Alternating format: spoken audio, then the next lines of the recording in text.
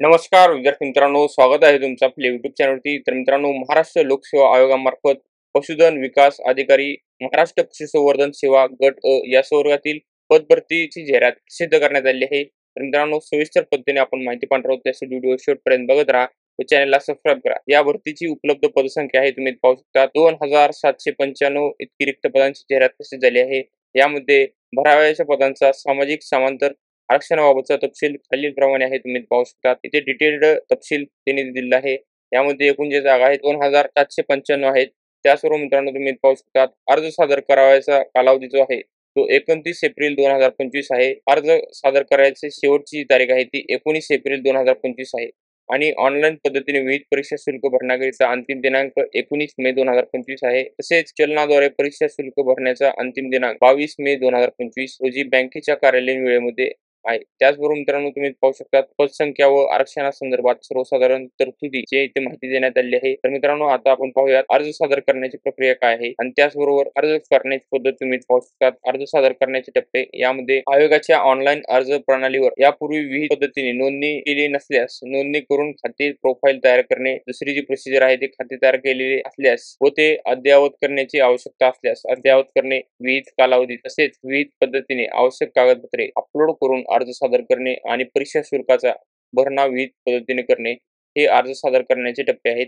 त्याचबरोबर मित्रांनो, विविध प्रमाणपत्र कागदपत्र अपलोड करणे तुम्ही पाहू शकता. अर्जातील नावाचा पुरावा, एसएससी अथवा तत्सम शैक्षणिक अर्हता हे एक डॉक्युमेंट आहे. तसेच एकूण मित्रांनो 13 प्रकारचे डॉक्युमेंट आहेत ते तुम्हाला अपलोड करायचे आहेत. यामध्ये वयाचा पुरावा आहे, शैक्षणिक अर्हता इत्यादीचा पुरावा, मागासवर्गीय असल्याबाबतचा पुरावा, सामाजिक दृष्ट्या मागासवर्गीय असल्याबाबतचा पुरावा, आर्थिकदृष्ट्या दुर्बल घटकातील असल्याबाबतचा वैध पुरावा, याची इथे PDF आणि किमान साईज आणि कमाल फाईल साईज इथे देण्यात आली आहे. तुम्ही पाहू शकता वैध नॉन क्रिमिलियर प्रमाणपत्र, UDID कार्ड किंवा वैश्विक ओळख पत्रासाठीचा नाव नोंदणी क्रमांक, एनरोलमेंट नंबर, पात्र माजी सैनिक असल्याचा पुरावा, अनाथ आरक्षणासाठी अनाथ आरक्षणाकरिता पात्र असल्याचा पुरावा, खेळाडू आरक्षणाकरिता पात्र असल्याचा पुरावा, राखीव महिला, मागासवर्गीय, अधोगत, खेळाडू, दिव्यांग, अनाथ, माजी सैनिक असल्या आरक्षणाचा दावा असल्यास अधिवास प्रमाणपत्र, SSC नावात बदल झाल्याचा पुरावा, मराठी भाषेचे ज्ञान असल्याचा पुरावा, लागू असल्यास लहान कुटुंबांचे प्रतिज्ञापत्र, राज्य शासकीय कर्मचारी यांच्याकरिता वयोमर्यादेतील सवलतीचा दावा असल्यास सादर करावयाचे प्रमाणपत्र, राज्य पशुवैद्यक परिषद, भारतीय पशुवैद्यक परिषद कायदा 1984 नुसार नोंदणी केलेल्या प्रमाणपत्राची प्रत्येक डॉक्युमेंट तुमच्याकडे असणे आवश्यक आहे. त्याचबरोबर मित्रांनो, आपण आता पाहूयात शैक्षणिक अर्हता आणि वयोमर्यादा काय आहे. तर वयोमर्यादा तुम्ही पाहू शकता. वयोमर्यादेची इथे माहिती देण्यात आली आहे. वयोमर्यादा गणण्याचा दिनांक जो आहे तो 1 ऑगस्ट 2025 आहे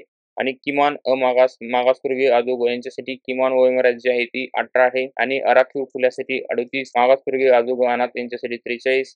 त्याचबरोबर मित्रांनो, प्रावीण्यप्राप्त खेळाडूमध्ये राखीव खुलामध्ये 43, मागासवर्गीय अधोगत अनाथ यांच्यासाठी 43. त्याचबरोबर माजी सैनिक, आणीबाणी व अल्पसेवा राजनिष्ठ अधिकारी राखीव खुला सैनिकी सेवेचा कालावधी 3 वर्षे आणि मागासवर्गीय अधोगत अनाथ यांच्यासाठी पण हीच वयोमर्यादा आहे. त्याचबरोबर मित्रांनो, दिव्यांग उमेदवारासाठी 45 वयोमर्यादा आहे. आणि मित्रांनो, शैक्षणिक अर्हता तुम्ही पाहता bachelor degree in veterinary science और veterinary science and animal husbandry, भारतीय पशुवैद्यक परिषद अधिनियम 1984 च्या पहिल्या व दुसऱ्या अनुसूचीनुसार भारतीय विद्यापीठ किंवा पशुवैद्यकीय संस्था यांची मान्यताप्राप्त पशुवैद्यकीय अर्हता असणे आवश्यक आहे.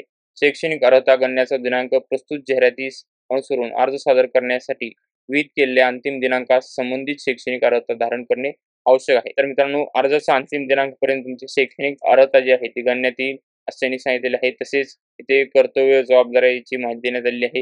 याची सविस्तर माहिती तुम्ही वेबसाईटवरती पाहू शकता असं त्यांनी सांगितलेलं आहे.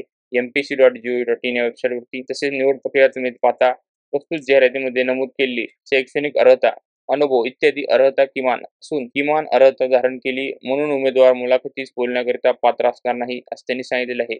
आणि जाहिरातीस अनुसरून प्राप्त अर्जाची संख्या आयोगाच्या कार्यनियमावलीतील तरतुदीनुसार वाजवी प्रमाणापेक्षा जास्त असेल आणि अर्ज सादर केलेल्या सर्व पात्र उमेदवारांच्या मुलाखती घेणे सोयीस्कर नसल्यास मुलाखतीसाठी उमेदवारांची संख्या मर्यादित करण्याच्या दृष्टीने जाहिरातीमध्ये नमूद शैक्षणिक अर्हता आणि अथवा अनुभव यापेक्षा अधिक शैक्षणिक अर्हता किंवा अनुभव किंवा अन्य योग्य निकष यांच्या आधारे अथवा चाचणी परीक्षेद्वारे मुलाखतीस पात्र उमेदवारांची संख्या मर्यादित करण्यात येईल असं त्यांनी सांगितलेलं आहे. 11.2 निवड प्रक्रिया. 11.3 मध्ये चाळणी परीक्षा घेण्याचे निश्चित झाल्यास अर्हता आणि किंवा अथवा अनुभव शिथिल केला जाणार नाही. चाळणी परीक्षेचा अभ्यासक्रम, परीक्षेचे माध्यम व इतर बाबी लागू असल्यास आयोगाच्या संकेतस्थळावर प्रसिद्ध करण्यात येईल. चाळणी परीक्षा घेतल्यास चाळणी परीक्षेचे गुण व मुलाखतीचे गुण एकत्रितरित्या विचारात घेऊन तर चाळणी परीक्षा न झाल्यास केवळ मुलाखतीच्या गुणांच्या आधारे उमेदवाराची शिफारस करण्यात येईल. मुलाखतीमध्ये किमान 41% व त्यापेक्षा जास्त गुण मिळवणाऱ्या उमेदवारास शिफारसीसाठी विचार केला जाईल. प्रस्तुत पदाची निवड प्रक्रिया पशुधन विकास अधिकारी सेवा प्रवेश नियम दिनांक 22 डिसेंबर 1988 अथवा तदनंतर शासनाकडून वेळोवेळी करण्यात येणाऱ्या सुधारणा तसेच आयोगाकडून वेळोवेळी सुधारण्यात येणारी कार्यनियमावलीतील तरतुदीनुसार राबविण्यात येईल अथवा तदनंतर शासनाकडून वेळोवेळी करण्यात येणाऱ्या सुधारणा तसेच आयोगाकडून वेळोवेळी सुधारण्यात येणाऱ्या कार्यनियमावलीतील तरतुदीनुसार राबवण्यात येईल.